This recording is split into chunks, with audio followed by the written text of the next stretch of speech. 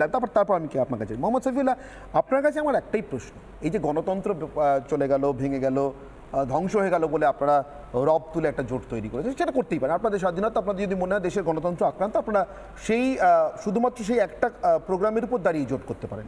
কিন্তু এটা কি প্রোগ্রাম? পেটাওয়া তদন্ত বন্ধ করো, এতে কি আপনাদের সায় আছে? মানে এখনো পর্যন্ত RSP, CPM, CPI, forward block কারুর কোনো সর্বোচ্চ কেন্দ্রীয় কমিটির বা পলিট ব্যুরোর যাদের যেটা আছে এখনো পর্যন্ত কোনো বিবৃতি দেখিনি কালকের ঘটনা নিয়ে।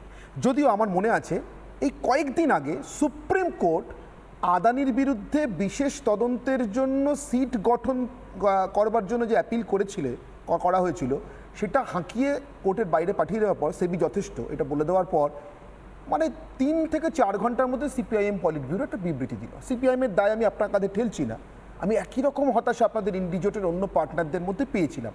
গতকাল একবার নয় দুবার ইডির আধিকারিক তাদের গাড়ি, এমনকি কেন্দ্রীয় বাহিনীর সদস্যরা, মানে ফোর্সের সদস্যরা আক্রান্ত হলেন, ইট মারা হলো, গাড়ি ভাঙা হলো, হসপিটালাইজ করা হলো, মাথায় সেলাই পড়লো, মাথা ফাটলো, কিন্তু একটা বিবৃতি দেখলাম না।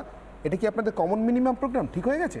অনির্বাণ দা, তুমি তো ঠিক করে দেবে না যে কোনটা কমন মিনিমাম প্রোগ্রাম। বিষয়টা হচ্ছে এই ইডি, সিবিআই বা অন্যতে কেন্দ্রীয় তদন্তকারী এজেন্সিগুলো যে পশ্চিমবাংলার তৃণমূল কংগ্রেস শাসনের আসার পর থেকে যে সমস্ত বিষয়গুলো তদন্তের ভার দায়িত্ব নিয়েছে, এই কোর্ট মনিটরিং যে তদন্তটা চলছে, এটা ছাড়াও একাধিক তদন্ত কিন্তু গত 2011 পর থেকে একাধিকবার থমকে গেছে।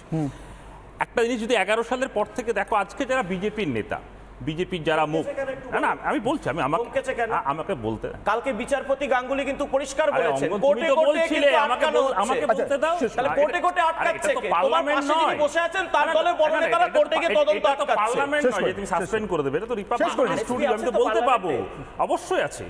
এবং সে সব থেকে বেশি মোদী সরকারের অপশাসনের বিরুদ্ধে প্রতিদিন বলে। এবং হ্যাঁ, সিপিএম বলে না, আমি বললাম সে পার্লামেন্টের সেরা সাংসদের এই পুরস্কার পেয়েছে একাধিক। সে তো আমাদেরও সাংসদ রত্ন সুকান্ত মজুমদার রয়েছে। ওটা তো আলোচনার বিষয় নয়। যেটা মূল বিষয় হচ্ছে এই যে 10-11 বছরে আমরা একাধিক তদন্ত দেখেছি, একাধিক তদন্ত আমরা এই সময় দেখেছি যে কেন্দ্রীয় ইডি, সিবিআই তদন্তগুলো মাঝপথে থমকে গেছে। এই মাঝপথে যদি থমকে না যেত, তাহলে শেখ শাহজাহানরা এখনো বাইরে থাকতো না। শেখ শাহজাহানরা এখনো বাইরে থাকতো না, এটা হচ্ছে 1 নম্বর। 2 নম্বর যেটা বলা, আজকে যারা বিজেপির বড় নেতা এবং পশ্চিমবঙ্গ বিধানসভার বিরোধী দলনেতা, যখন মমতা বন্দ্যোপাধ্যায়ের আশীর্বাদে গোটা রাজ্য জুড়ে তোলাবাজির দায়িত্ব ছিল, তখনও পশ্চিমবাংলার বুকে বামপন্থীরা বলেছিল যে তৃণমূল কংগ্রেস মানে চোর লুঠেরাদের দল। এই শেখ শাহজাহানদের মতো অজস্র শাহজাহানরা গোটা পশ্চিমবাংলায় লুটের সাম্রাজ্য বানিয়েছে।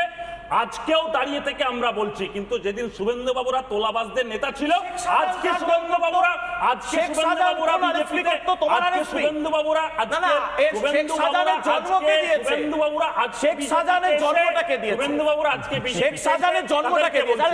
আমাদের কথা খুব স্পষ্ট, আমাদের কথা খুব স্পষ্ট।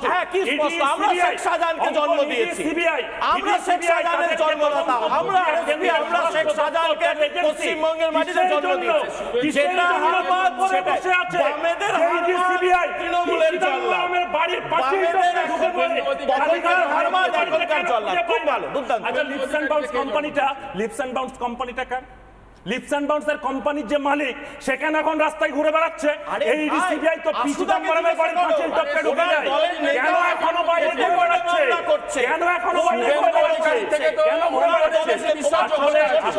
আসলে শুভেন্দু অধিকারীকে কে জন্ম দিয়েছে? শুভেন্দু অধিকারীকে কে জন্ম দিয়েছে? শুভেন্দু অধিকারীকে তোমার বেশি বিশ্বাসযোগ্য। সে তো অধিকারী পার্টিকে ওরা জন্ম দিয়েছে। গেঞ্জি পড়লে উল্টালে তো হলো না। আরে একটা সিজ হয়ে গেল, তোমরা একটা বিবৃতি তো দাও।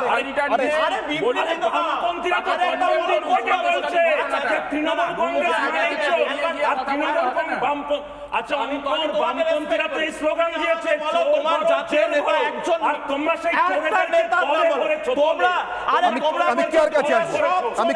বামপন্থীরা বলছে চোর ধরো, জেল ভরো, তোমরা চোরেদেরকে দলে ভরেছো। আমি কি আর কাছে আসবো? দলে ভরেছো, তোমাদের দলটা হচ্ছে